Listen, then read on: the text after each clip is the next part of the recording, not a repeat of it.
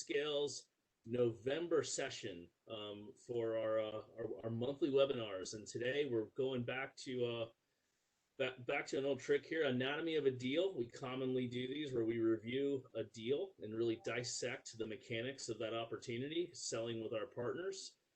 Today, the title is Solution Selling in Action, and I am joined by really longtime colleague, Tyler Wendling. Tyler, how are you, buddy? Doing great. How you doing, Bob? Doing good, man. How long has it been that we've worked together? I mean, has it been a decade yet? It's approaching a decade. Pretty close. Well, man, you're having a great year. You and your partners are killing it. So congratulations. Super excited to dissect this one with you today. So just some housekeeping items, folks. These are recorded if you've been on these sessions before. I'm certain you know that. And then we'll send the recording out via email along with a copy of the deck.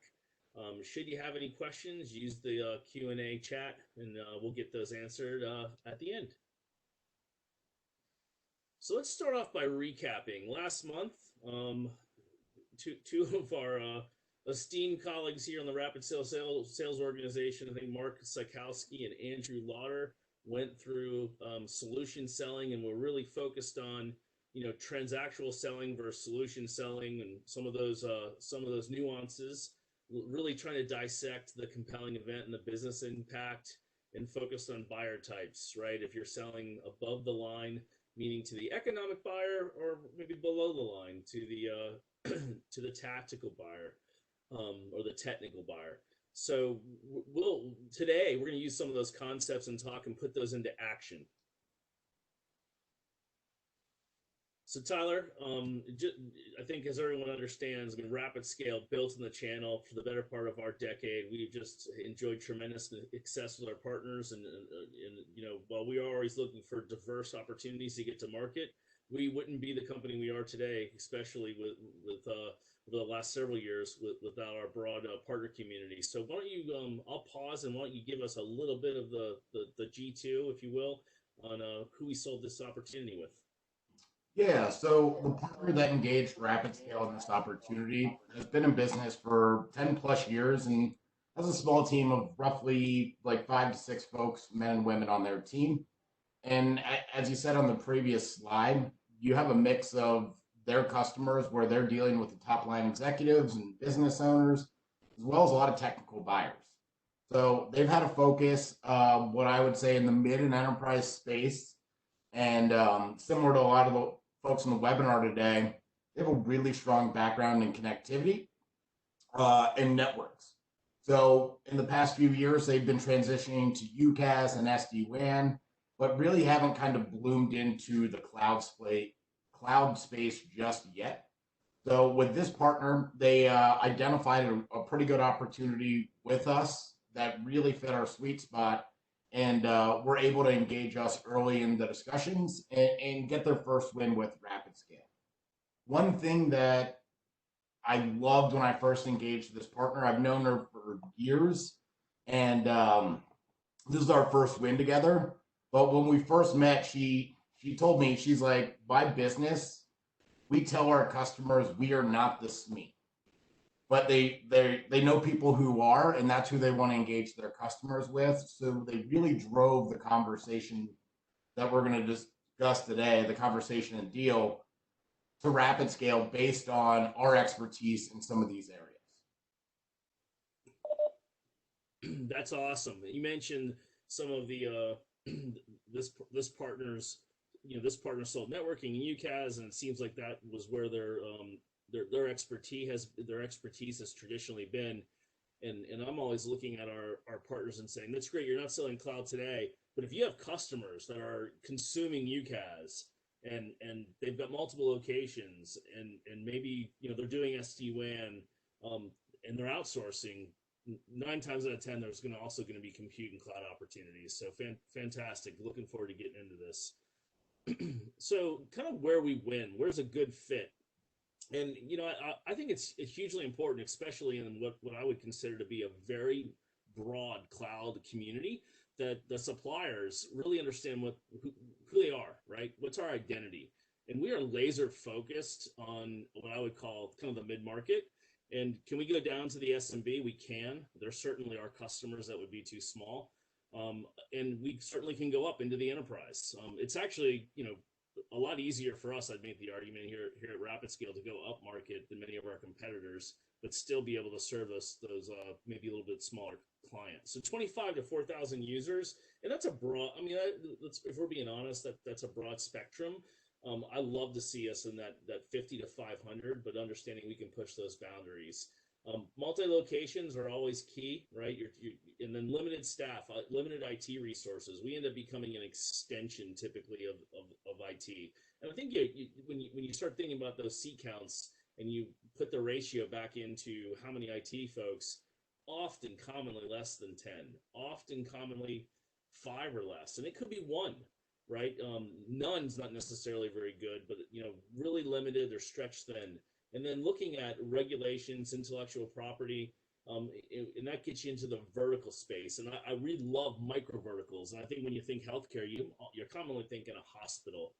And while we have those in our portfolio, I really think when we look at more of the micro verticals, so like the eye doctor, for example, or the specialty practice, legal, financial, manufacturing, among others. But those are brick and mortar businesses, is what I commonly like to think of them. And those folks are leveraging IT maybe as a cost center. It's essential to the business, but again, the IT supports the business. It is not the business. Those are awesome opportunities for us to get into. So with that being said, tell us a little bit about this customer that we were able to pursue and ultimately win. Thanks, Bob. Yeah, so I think you summed it up pretty well on that last slide. This customer met 3 out of the 4 win profiles for Rapid Scale with customer size, limited IT, and multi-location. These guys are definitely a brick and mortar business. They're a distribution arm for HVAC supplies to end users that people are installing or fixing these devices. So they have a pretty well-established brand in North Carolina today, and they have a lot of really smart folks that work for them that we've got introduced to. But one thing that we identified with this customer is they don't have anybody with a title of technology, nothing with IT in it. They have business unit leaders and smart people supporting roughly 100 employees across 9 different sites, doing all the IT work, supporting end users, and really kind of wearing multiple hats in the organization. And we see this a lot within kind of that 50 to 100 to even 150 user businesses. They're very limited in the IT area, and they don't make large investments in human capital there. They might make it on the technology side.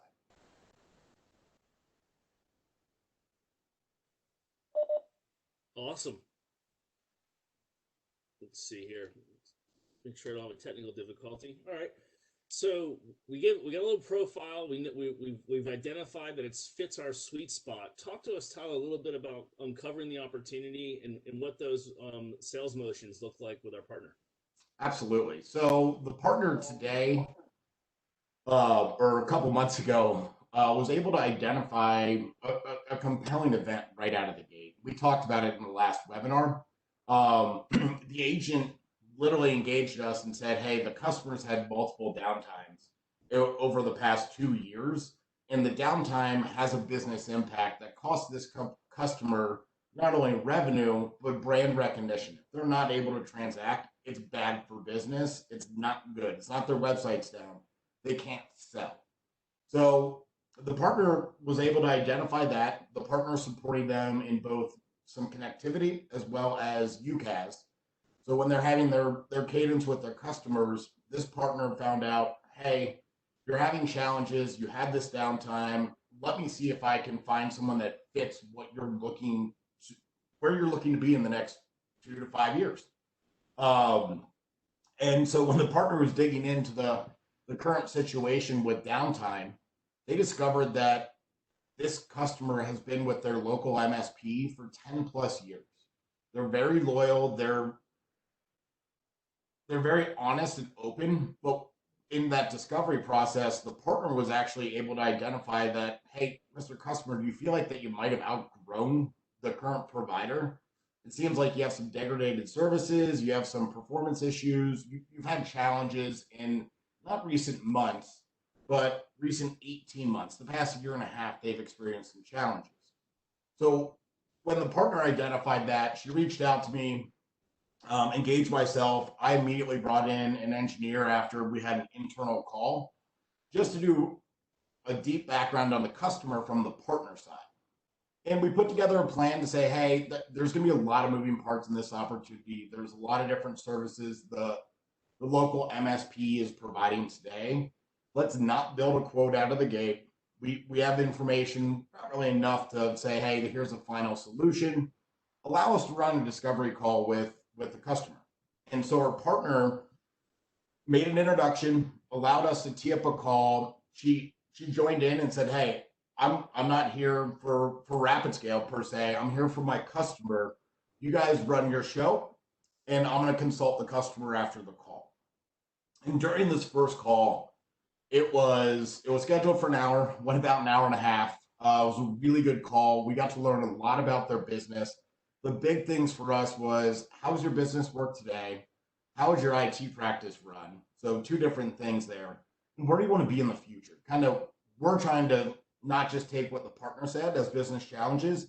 We're trying to uncover some additional information that might help better position Rapid Scale at the end of the day. During that first call, we identified what I would call a very key component to earning trust and rapport with the customer. And that's during that call, we found out that they have another MSP, so two different MSPs supporting the business. And the second MSP actually just supports their ERP. It's technically three different business line applications, but that MSP is crucial to earning rapport with the customer. And what we asked for out of that first meeting before we engaged or built a quote, we asked to go speak with this other company that was in very good standings with this client to make sure that Rapid Scale is going to fit their needs. So it was awesome. The partner identified, hey, I have a compelling event out of the gate. Every deal doesn't have one of those. But the business challenges we were able to elaborate on after that first phone call and truthfully build out even more compelling events and business impacts for this customer. Hey, Tyler, that was a pretty awesome overview. I heard a couple things, right? And I think about partners all the time saying, I'm not sure how to engage the customer on a cloud conversation. I'll reiterate, you don't need to be the expert. Obviously, our partner in this particular circumstance really understood that the customer had pain, right? They're motivated to take action, and that typically helps you define your compelling event. And you, in this case, you were able to monetize that and understand and bring it back to some level of they're in this case they're losing revenue and brand recognition. Doing proper discovery and not just running towards a quote. That's fantastic alignment with your partner that's allowing you to do that. And I had another note here. Yeah, the software, the third party, the company that was supporting the ERP system, which is enterprise resource planning, right? So it's obviously the back end application engine for this business.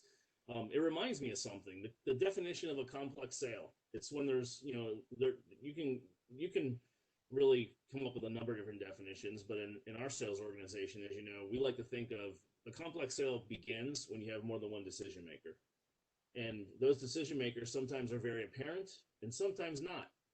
And in this particular instance, just be honest, if we didn't really understand that third party entity existed, that other MSP, and they looked at us and did some vetting, and we didn't have a relationship, and they told this client, do not do business with Rapid Scale, or even brought up the fact they may have concerns with us, what do you think our chances of getting this business would be?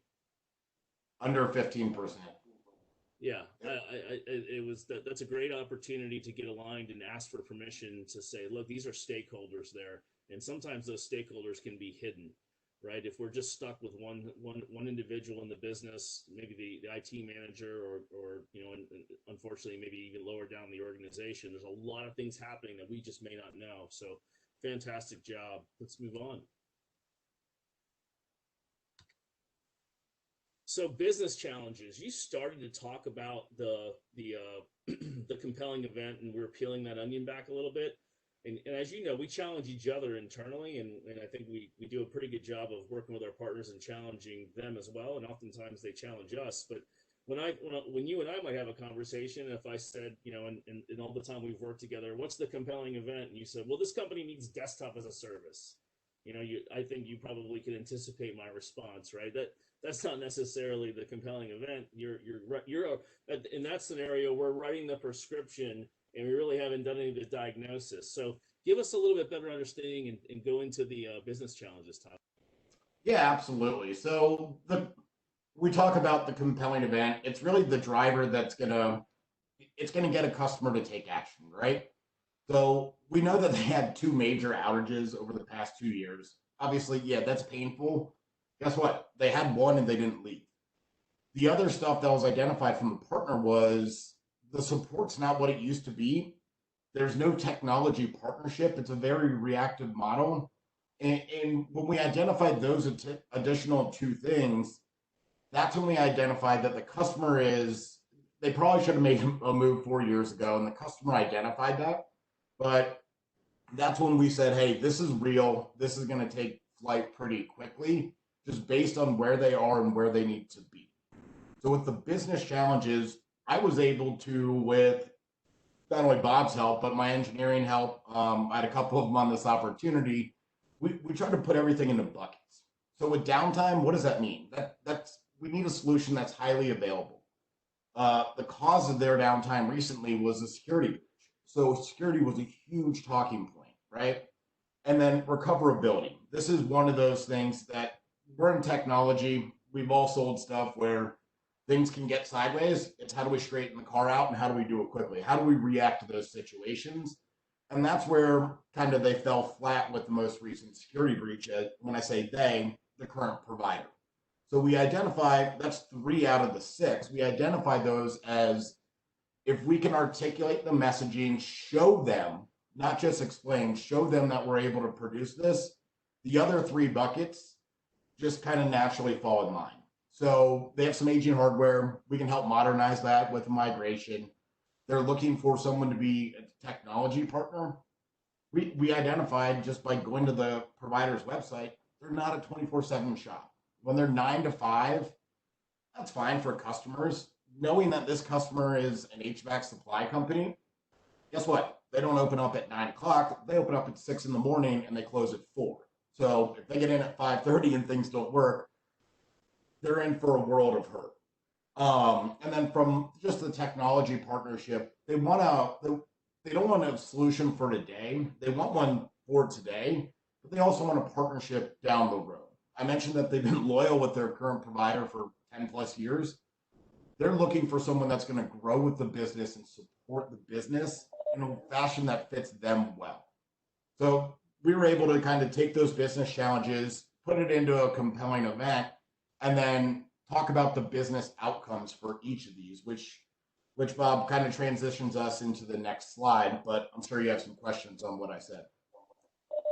No, Tyler, I think you articulated that very well. The only thing I'm going to say about the business challenges is we're often asked, it's a common question, hey, how can I get more equipped and have more success in these cloud conversations? Again, always be seeking knowledge, always be thinking about how you can sharpen the saw, if you will, as it relates to the products and the things that not only Rapid Scale selling, but anyone that might be in your portfolio. But more importantly, understand what's the business impact. What are the business challenges? What's really the customer suffering with?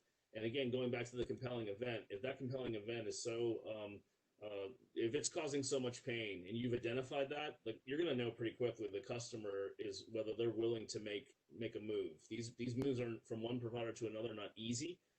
And they've got to be highly motivated, right? If you're able to identify that the challenge has caused so much pain that they're truly motivated to move, especially at the executive layer of the business, or in this case, the owner, you definitely have a deal, and it'll really help you with your forecasting. So good job, and we'll, as you mentioned, we'll move on.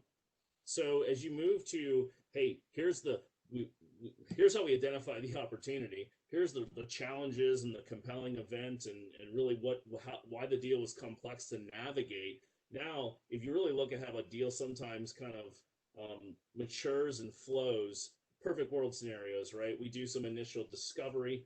We're really trying to understand the requirements from a technical perspective, and we're also trying to understand them from a business perspective. And then we're seeking alignment. Not only are we trying to stay in alignment with our partner, making sure we're on the same page and we have a strategy, a sales strategy, really want to make sure that we seek validation, but alignment from the customer. This is what we heard from you. Is that correct? Right? The things we heard were on your business challenges. Did we hear that correctly? They're nodding. Yes, we understand that. Okay, great. Now we're getting into more of the presentation, and we're proposing a solution. How is our solution meeting those challenges, and what is the resulting business impact? And again, is there alignment? Does the customer agree? And if we can walk them through that kind of that dance, if you will, and go on that journey with them and stay in alignment, boy, you get yourself into position A, and we might have a really nice win. And in this case, we did. So talk to us a little bit about the proposal piece and the business impact and the overall solution. Yeah, absolutely. So we kept going back. I mentioned those 6 buckets that we were able to put together with the business challenges. And Bob, you articulated it very well. We kept going back to the well and validating what we heard from them.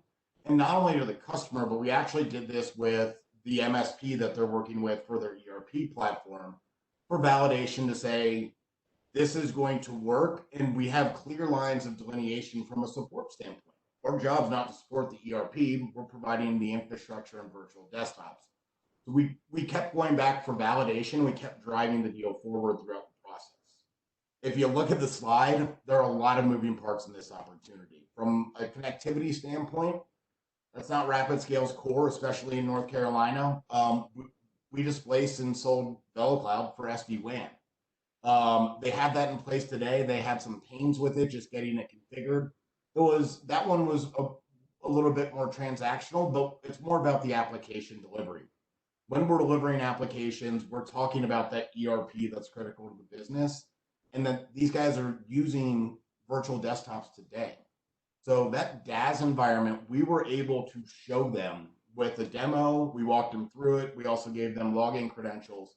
We showed them what a full-blown virtual desktop looks like within RapidScale, and the performance actually kind of exceeded their expectations, to say the least, with how quick everything was loading and everything was in a single pane of glass, which is different than how they did it today. Even though they're using the same technology, they just didn't have the expertise in that arena. So we educated, we showed them, we allowed them to drive a little bit in that arena. And then from the infrastructure standpoint, we got validation. And this is very key to winning this opportunity. We knew that they were running some legacy hardware. They hadn't been modernized. Just looking at the operating system, engineering came back and said, we can support it. We would prefer to get you onto something that'll last for 3, 5, 7 years from a Microsoft standpoint. So we were able to put together kind of a statement of work that allowed them to migrate. So they're currently running today. We're going to modernize in the background, and we're going to migrate everything over to a newer platform from an infrastructure standpoint, which is a huge win for this customer, that they're not going to have to do this in a year or 2 down the road. Sure. So one of the other things that we identified in this was, and it was, we were talking to the 4 business leaders in the organization. We asked them from a security perspective, where is the biggest risk in your business lie? And that is one of my favorite questions to ask. And it's not meant to be like a website protection or email protection. It's meant to get the business leader to think, hey, where is the biggest risk in my business today? We ask every business unit leader to answer. They all answered similar but different.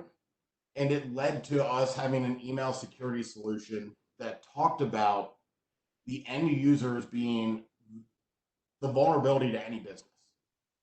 And from email security, what I mean, if I was a business owner, which I'm not, I think I need to educate my employees. I need to enable my employees to make good decisions. I need to kind of protect my business from them in case they do something accidental or malicious. And then, truthfully, I need to protect them from going to the outside world and opening doorways. Their response, I think my engineering team was smiling so big. They're like, we have the perfect solution for this with Mimecast. So with the email security portion, this this hit home with them because the most recent breach at the service provider level was caused by a ransomware attack. And ransomware is typically delivered via email. So this was a big differentiator from us and our competition, that we're willing to enable and secure the email gateways, which, by the way, every person in an organization has access to, and protect the business from its own employees. And this resonated with the customer hugely across the board. I mean, absolutely. You're dealing with task workers, and many of them can easily make the assumption they're not overly technically savvy. And in any type of organization just like this, that's your weakest link. That's the most vulnerable area of the business, and Mimecast is a perfect solution to that. I'm gonna hit the accelerator here and speed us up. I think that's a really great overview on the business impact. I mean, at the end of the day, I think the CEO of this business said, "Look, I can sleep at night." Right? That's what he wants. You mentioned, the final thing I'll say here, Tyler, and for our partners that are on the line, we talked at the beginning a little bit about transactional versus solution selling. Transactional is, hey, you know what, guys? Can you give me a quote for Mimecast? Can you give me a quote for Office 365? You know what? We do some of those deals. That's okay.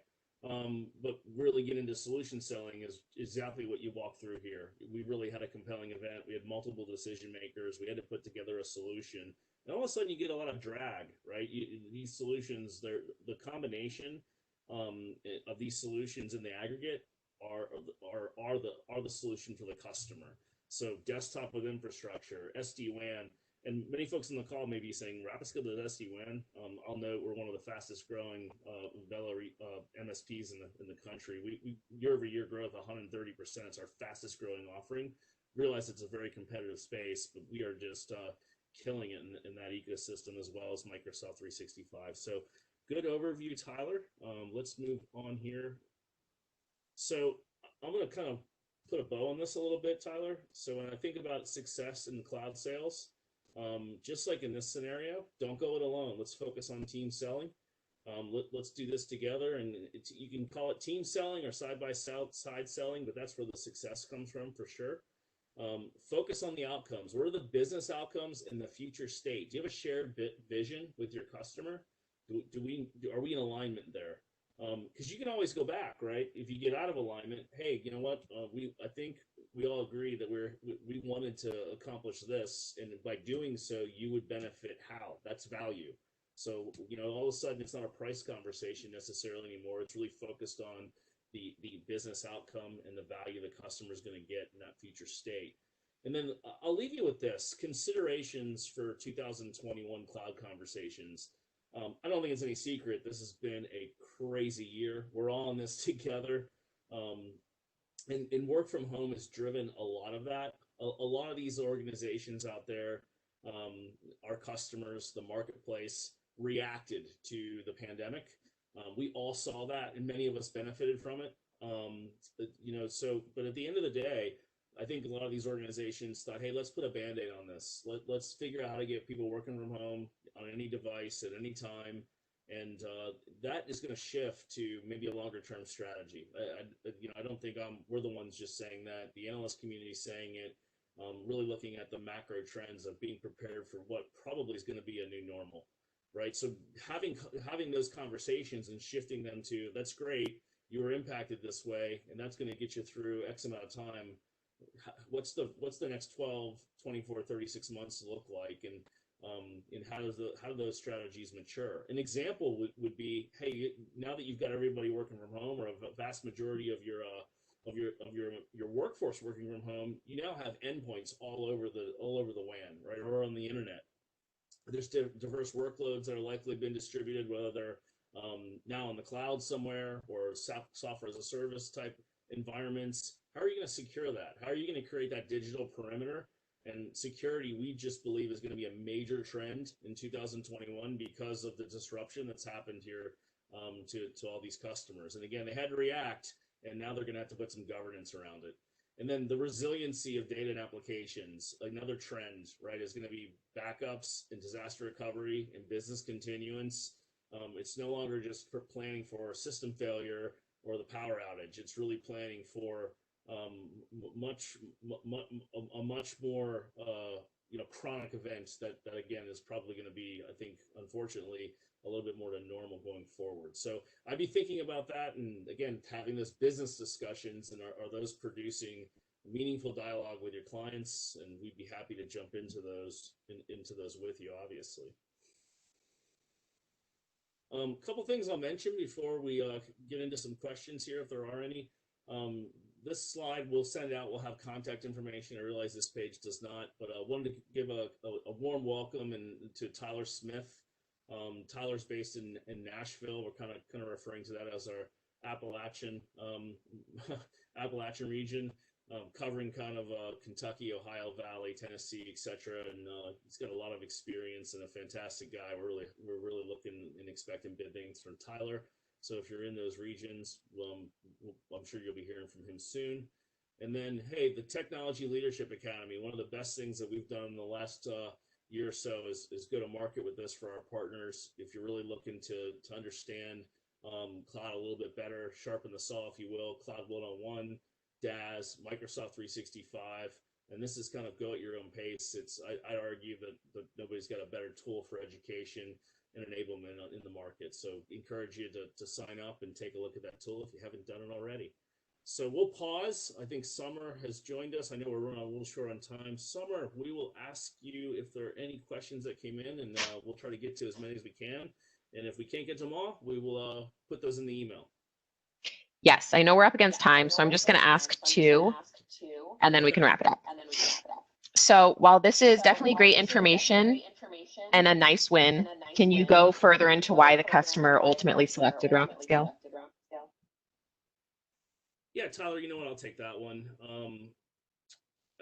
I mean, I don't want to be repetitive. I think Tyler, I think I'd be remiss if I didn't make the point. I mean, Tyler articulated that our solution set really lined up well with the customer's desires.